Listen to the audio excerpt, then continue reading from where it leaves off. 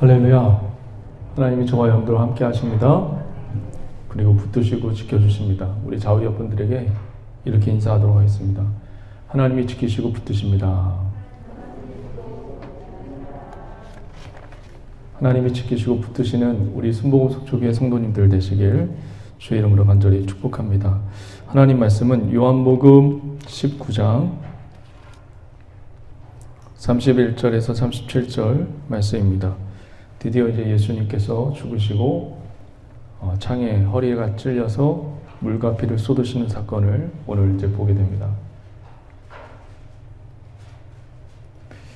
요한복음 19장 31절에서 37절 말씀을 다 같이 찾은 줄 알고 요한복음 19장 31절에서 37절 말씀을 다 같이 이렇게 교독하도록 하겠습니다. 제가 1절, 31절, 여러분이 그 다음 절.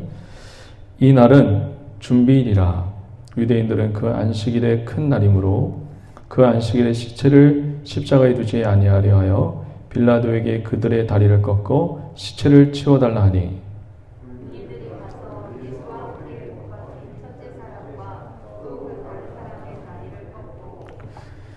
예수께 이르러서는 이미 죽으신 것을 보고 다리를 꺾지 아니하고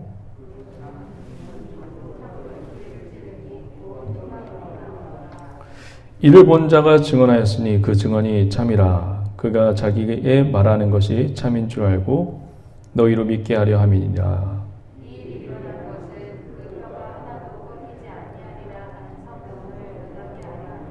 다 같이요. 또 다른 성경에 그들이 그 찌른 자를 보리라 하였느니라.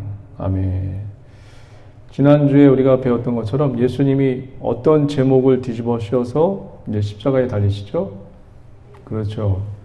정치범으로 네가 유대인의 왕이기 때문에 그런 제목을 씌워서 죽이게 됩니다. 생각해 보세요. 예수님을 빨리 죽일 수 있는 방법, 확실하게 죽일 수 있는 방법은 그가 왕이었다라고 하면 돼요. 왜요? 우리나라가 일제시대 때 누구의 영향 아래 있었죠? 천황의 영향 아래 있었죠. 어떤 내 정적을 죽이기 위해서 가장 쉬운 방법은 저 사람이 천황이라고 얘기를 하고 돌아다닌다 라면 금방 죽일 수 있는 거예요. 그 당시는 어떤 시대였죠? 로마 시대였어요. 누가 황제였죠? 가이사가 황제였습니다. 이 사람이 자꾸 가이사라고 얘기합니다. 황제가 있는데 자기가 자꾸 왕이라고 합니다. 얘를 죽이소서. 그래서 정치범으로 넘겨서 죽이는 게 가장 빠른 방법이에요. 우리가 19장, 요한복음 19장 15절 한번 보도록 하겠습니다. 15절 보면 이 유대인들이 난리가 납니다. 유대인들이 15절 다 같이 한번 읽어봅니다. 그들이 소리 지르되 없이 하소서 없이 하소서 그를 십자가에 못 박게 하소서. 빌라도가 이르되 내가 너희 왕을 십자가에 못 박으리라. 대제사장이 대답하되 뭐라고요? 가이사 외에는 우리에게 왕이 없나이다. 우리는 이 예수님이 필요 없다. 가이사가 우리의 왕입니다. 황제가 우리의 왕입니다. 라는 그 고백을 지금 유대인들이 하고 있는 겁니다. 그래서 이제 드디어 예수님은 십자가에 못 박혀 죽게 됩니다. 여러분, 십자가에 못 박혀서 죽었어요? 아니면 들려서 죽었어요? 못 박혀서 죽었죠. 그렇죠? 같은 말을 제가 지금 하는 건데 못 박혀서 들려서 죽였어요. 그냥 십자가에 그냥 땅에 박혀있는 십자가가 아니라 십자가가 올려있단 말이에요. 들려서 죽었단 말이에요. 십자가에서. 자, 제가 왜 이 얘기를 하냐면 그 다음 절 한번 볼까요? 17절 한번 볼까요? 요한복음 19장 17절. 우리 다 같이 한번 읽어봅니다. 시작. 그들이 예수를 맡음에 예수께서 자기의 십자가를 지고 해골이라 하는 곳에 나가시니 18절. 그들이 거기서 예수를 십자가에 못 박을세 다른 두 사람도 그와 좌우편에 못 박으니 예수는 가운데 있더라. 예수님은 십자가에 못 박혀서 죽으셨어요. 그런데 또 한 가지 특징은 땅에 박혀서 죽었어요? 아니면 들려서 죽었어요? 들려서 죽였어요. 왜 제가 이 얘기를 하냐면 굉장히 중요합니다. 저를 한번 보세요. 요한복음 3장에 예수님과 니고데모의 대화가 나와요. 거듭나야지 하나님 나라에 들어갈 수 있다. 천국에 들어갈 수 있다라고 얘기해요. 거듭난다는 게 뭐예요? 저와 여러분들 거듭나시길 주의 이름으로 축원드립니다. 거듭난다는 게 도대체 뭐예요? 지금까지 내 인생을 내가 멋대로 살아왔어요. 내가 주인인 양 그렇게 살아왔다고요. 술 먹고 방탕하고 내 뜻대로 내 생각대로 살아왔어요. 그렇게 살다 오다가 어느덧 희한하게 뭔가 쑥 들어오더니 갑자기 회개하게 되고 내 뜻대로 살아왔던 것을 회개하게 되고 내 생각대로 내 멋대로 살아왔던 것을 회개하게 돼요. 주인이 바뀌어버려요. 그 전에 주인은 누구였죠? 바로 나였어요. 내 생각대로 내 뜻대로 생활하는 주인이 바로 나였다고요. 그런데 어느 날 갑자기 내가 무슨 일도 안 했어요. 근데 갑자기 뭔가 쑥 들어오더니 내가 내 뜻대로 살던 것이 희한하게 주님 뜻대로 살고 그리스도의 뜻대로 살고 하나님께 기도하고 뭐든지 무엇을 할 때마다 하나님께 기도해서 물어보고 진척하고 진행해 나가고 그런 삶으로 변했어요. 이게 거듭남이에요. 주인이 바뀌어버린 것. 저 여러분들이 인생의 주인이 누구십니까? 여러분입니까? 아니면 하나님이십니까? 그리스도십니까? 여러분입니까? 그리스도가 되시길 주의 이름으로 간절히 축원드립니다. 이게 거듭남이에요. 거듭남에 대해서 이야기를 했어요. 예수님이 니고데모에게 요한복음 3장에 보니까 거듭나지 않으면 천국에 못 간다. 하나님 나라에 못 들어간다. 라고 얘기를 하고 있는 거예요. 그러니까 여러분의 인생의 주인이 누구냐 굉장히 중요해요.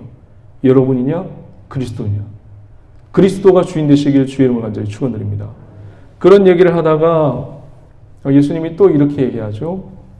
물과 성령으로 거듭나지 않으면 하나님 나라에 못 들어간다. 그런 얘기를 해요. 물은 또 뭐고 성령은 또 뭐예요? 우리가 성경을 읽을 때 참 잘 몰라요. 그래서 구약을 모르면 안 돼요. 물과 성령으로 나지 않으면 하나님 나라에 들어갈 수 없느니라 라고 얘기해요. 또 쭉 니고데모와 예수님과의 대화에서 예수님이 마지막에 이런 얘기를 해요. 모세가 광야에서 뱀을 든 것처럼 인자도 그렇게 들려야지만 되고 이 인자를 믿는 사람은 영생을 얻는다라고 얘기를 합니다. 희한하네요. 모세가 광야에서 뱀을 들었어요. 요한복음 한번 3장 한번 볼까요? 멀지 않으니까 덥지 마시고 요한복음 3장 한번 볼게요. 요한복음 3장 14절 한번 볼까요?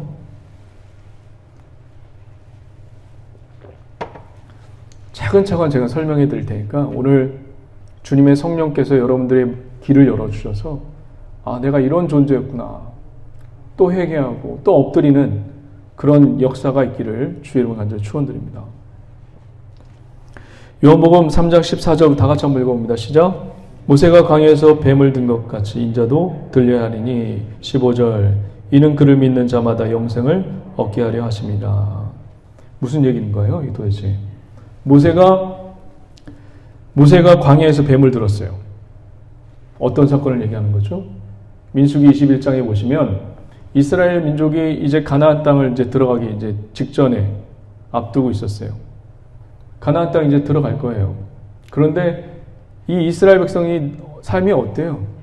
늘 불평, 불만, 원망, 시기, 질투 그런 삶을 계속 살고 있다고요. 광야에서도 하나님이 구원해 주셨는데도 그것에 감사하지 못하고 불평, 불만, 원망 이 모든 것을 지금 달고 살았어요. 그래서 하나님이 불평하고 불만하고 원망하는 이 이스라엘 백성에게 무엇을 보내시죠? 불뱀을 보내시죠. 그래서 이스라엘 백성들을 물려요. 이 광경을 보고 모세가 지금 죽어가니까 고통스럽게 막 소리 지르면서 아프다고 막 신음하는 소리가 백성 진중에 들리니까 모세가 또 기도합니다. 하나님, 지금 불뱀이 찾아와서 이 이스라엘 백성을 죽이고 있습니다. 어떻게 해야 됩니까? 기도하니까 하나님이 모세에게 응답해 주셔서 놋뱀을 만들어서 달아라. 그리고 들어라. 그것을 보는 사람만 살 것이다. 해가지고 모세가 그 놋뱀을 들었죠. 그런데 희한하게 이것을 보면 삽니다. 라고 얘기를 하는데도 안 봐요. 왜 안 볼까요? 뱀은 무엇을 상징해요? 사단을 상징하고 음흉하고 저주스러운 거니까 저거 보면 뭘 살아. 그런 사람도 있어서 보지 않고 죽은 사람도 있고 봐서 사는 사람도 있고 지금 그런 상황 가운데 있어요. 근데 왜 하필이면 좋은 양이나 그런 거를 좀 만들어서 들라고 하지. 왜 하필이면 이런 저주스러운 뱀을 들리라고 할까요? 인간이 이것을 볼 때, 이 놋뱀을 볼 때 저 뱀은 저주스러운 거예요. 저주스러운 거예요. 이 뱀을 볼 때 저주스럽다는 것을 이 인간이 어떻게 가졌을까요? 이 뱀이 저주스럽다는 것을 인간의 가치관 속에 언제 들어오게 된 걸까요? 뱀이 저주스럽다는 것을. 이런 가치관이 어떻게 형성되었을까요? 우리 인간에게. 여러분, 하나님은 이걸 자꾸 깨시는 거예요. 보세요. 이들이 지금 율법의 가치관에 갇혀 있거든요. 신약 성경에 보면 베드로에게 환상이 보여요. 보자기를 싸서 동물 짐승들이 나오는데 보니까 이거 환상 가운데 하나님이 베드로에게 먹으래요. 베드로에게 먹으래요. 베드로가 뭐라고 얘기해요? 주님, 이거는 율법에 의해서 저주스러운 거고 더러운 것이고 정결하지 않은 것이기 때문에 나는 먹지 않겠다고 얘기합니다. 하나님이 먹으라고 했는데 지금 하나님이 그래서 뭐라고 얘기해요? 환상 가운데 내가 깨끗하다 하는 것을 네가 더럽다고 하느냐? 지금 베드로는 어디에 갇혀 있어요? 율법에 갇혀 있고 사회 공동체가 얘기하는 그런 전통에 지금 갇혀 있어요. 지금 이스라엘 백성도 그 당시 사회 문화의 환경에 지금 갇혀 있어요. 그래서 저주스러운 것을 볼 수가 없는 거예요.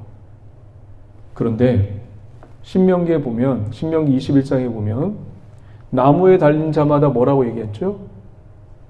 저주를 받은 자니. 지금 예수님께서 지금 나무에 달렸어요. 그럼 저주스러운 거예요. 맞죠? 지금 이스라엘 백성들은 율법에 갇혀서 나무에 달린 자가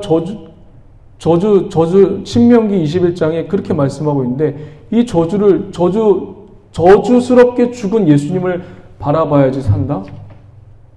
이해할 수가 없는 거예요. 근데 선지자를 통해서 우리가 구약의 쭉 내용을 살펴보면 계속 그가 채찍에 맞음으로 너희가 나음을 받고 그가 저주를 받음으로 말미암아 우리가 깨끗함을 얻느니라. 할렐루야. 계속 얘기해 주셨다고요. 오늘도 저와 여러분들이 깨줘야 됩니다. 덜 깨졌어요. 더 깨줘야 됩니다. 하나님의 사람으로 우리 순복음 속초교회 성도님들은 더 깨주셔서 하나님이 원하시고 기뻐하시는 하나님의 백성들 되시길 주의 이름으로 간절히 축원드립니다. 무슨 얘기인지 아시겠어요? 주님은 십자가에 못 박히셨지만 들리셨어요.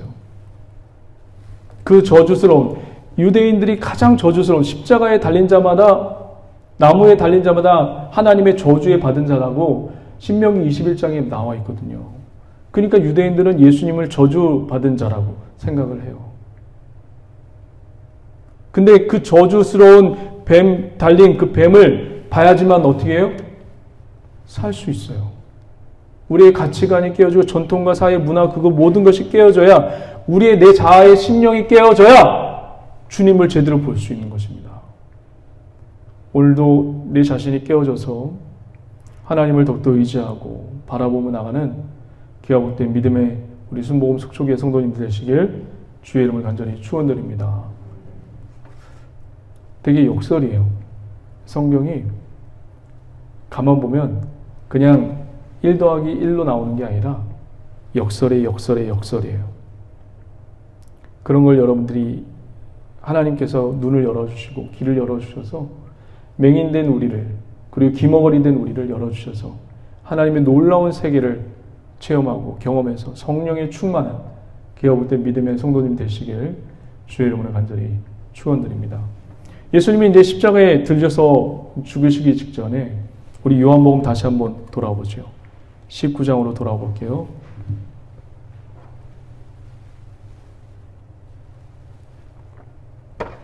19장에 26절 한번 다 같이 한번 읽어보겠습니다. 죽기 직전에 이런 말씀을 하고 계십니다.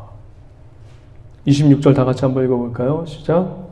예수께서 자기의 어머니와 사랑하는 제자가 곁에 서 있는 것을 보시고 자기 어머니에게 말씀하시되 여자여 보소서 아들이나 하시고 또 그 제자에게 이르시되 보라 내 어머니라 하신대 그때부터 그 제자가 자기 집에 모시니라.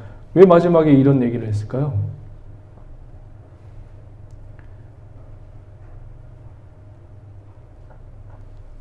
예수님이 어머니에게 요한을 보고 어머니 여자여 아들입니다. 아들은 여기 십자가에 못 박혀 죽고 있는데 요한에게 아들이라고 얘기를 해요. 그리고 요한에게는 너의 어머니다 라고 얘기를 합니다. 왜 예수님이 이런 얘기를 하셨을까요? 예수님 이후에 12사도가 무엇을 하죠? 예수님 십자가 이후에 12사도가 무엇을 하죠? 성령이 임해서 무엇이 이루어져요? 12사도 중심으로 교회가 이루어지잖아요. 교회가. 근데 그 교회는 하나님의 교회, 이 공동체는 어떤 관계로 맺어 있죠? 혈육 관계로 맺어 있나요? 저와 여러분들이 혈육 관계에 지금 맺어 있나요? 아니죠. 이 교회의 공동체는 어떤 관계로 모여져 있죠? 우리 공동체는 혈육 관계가 아니라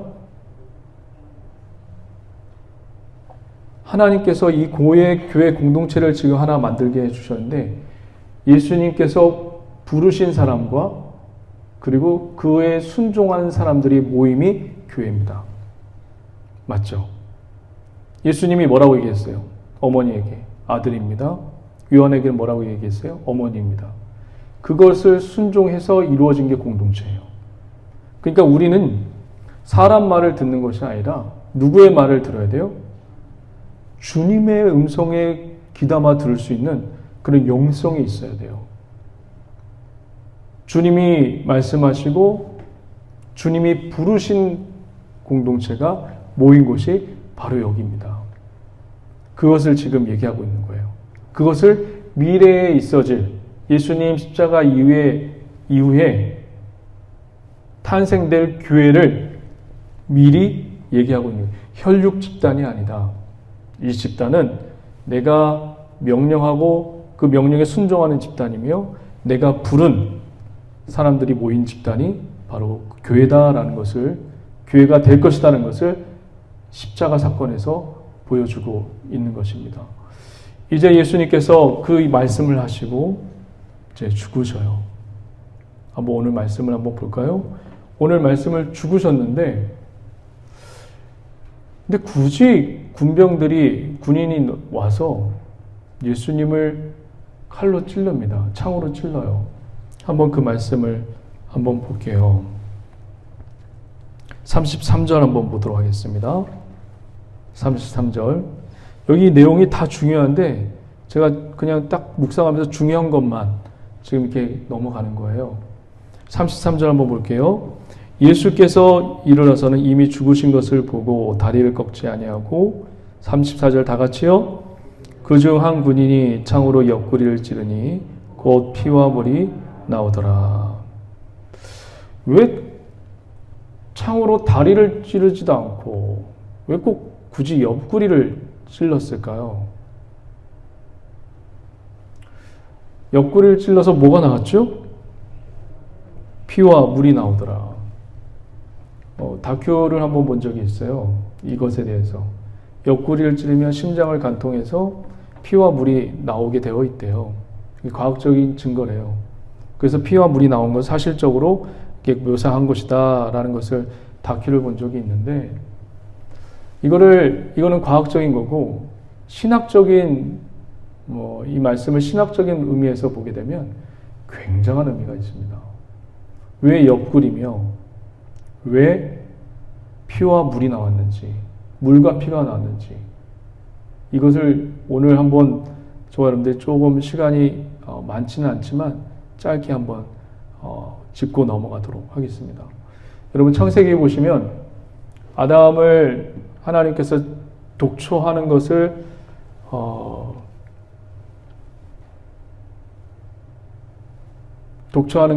되게 조금 민망히 여기시고 그를 잠에 들게 하신 후에 어떻게 하시죠?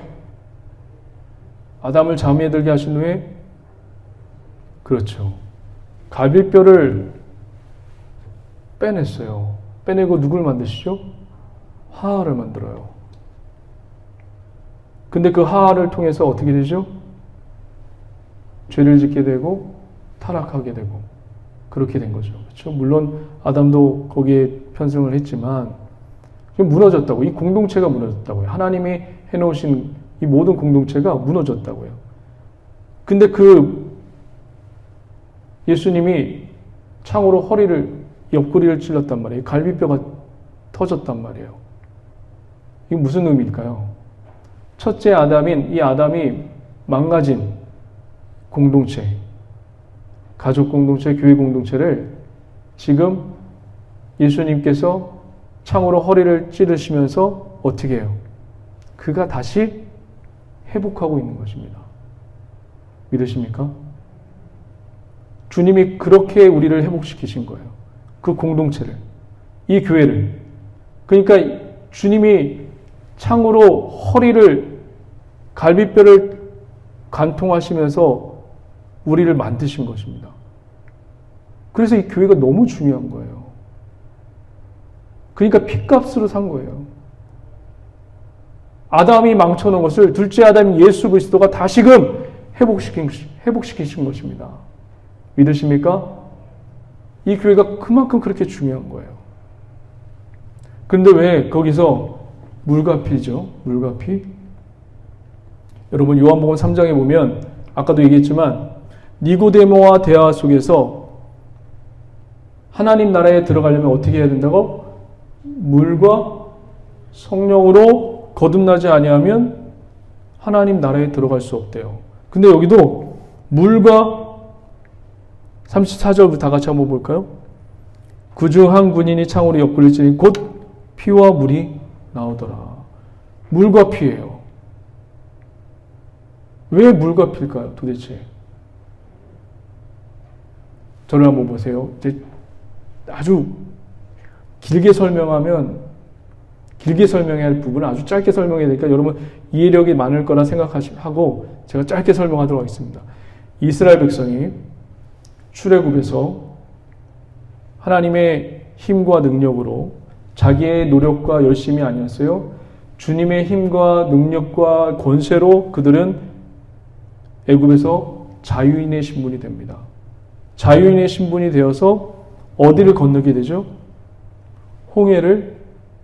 막혔던 홍해를 누가 여시죠?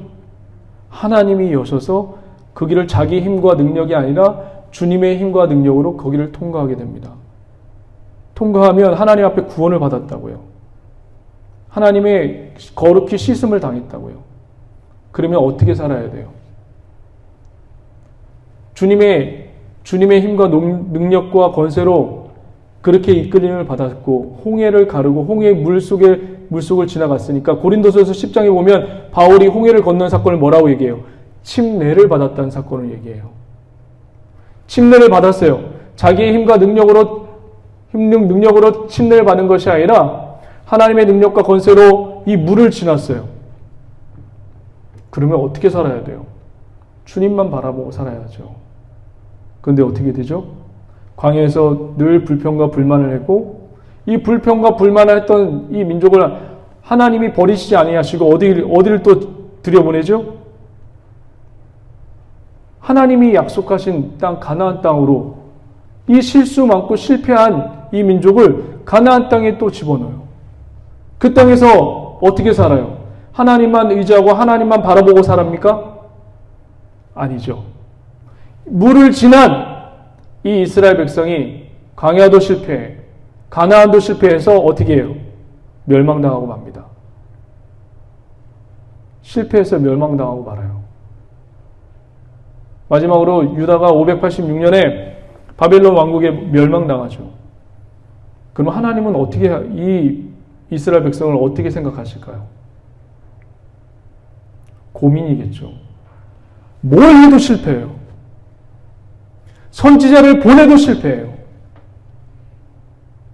어떻게 해야 될까요, 도대체? 실패해서 지옥 갈 인생이에요. 구원을 얻었지만 실수하고 실패한다는 건 이제 하나님도 아셨어요. 뭘 해도 얘네는 죽을 수밖에 없는 운명이라는 것을 알게 됐어요. 물로써도. 그래서 하나님이 작정하시고 예비한 절대 후회 없고 이 실패하고 실수하고 멸망당할 구원을 얻었지만 멸망당한 이 인간들을, 죄인들을 천국으로 인도하려면 어떻게 해야 될까요? 실수하고 실패한다는 것을 하나님도 알았어요. 그래서 예수 그리스도를 보내서 완전히 너는 내 것이라 이제 명령하는 것입니다. 예수 그리스도를 죽이시고 그 보혈로 우리의 모든 죄를 덮으셔서 또 실수할 걸 알지만 완전히 예수 그리스도의 보혈로 덮으셔서 너는 내 것이라 완전히 임명하는 것이 십자가의 사건입니다.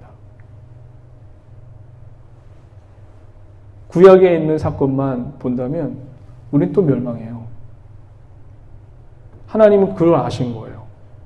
그래서 이 인간들을 완전히 결정해 놓은 거예요. 죄 지은 인간들을 완전히 결정해 놓은 거예요. 실수해도 실패해도 완전히 너는, 내가 부른 너희들은 어딜 갈 수 없어. 내 나라에 들어올 거야. 라고 보내신 분이 누구예요? 그리스도예요. 그의 보혈의 피가 우리를 그것을 확증하신 겁니다. 믿으십니까? 이해되시겠어요? 그리스도가 그것을 확정한 거예요. 우리는 또 실수하고 실패해요. 또 넘어져요. 그러면 우리는 또 이런 생각해. 난 지옥에 갈 운명인가? 이 땅에서 이렇게 고생했는데 난 지옥에 가는 건가?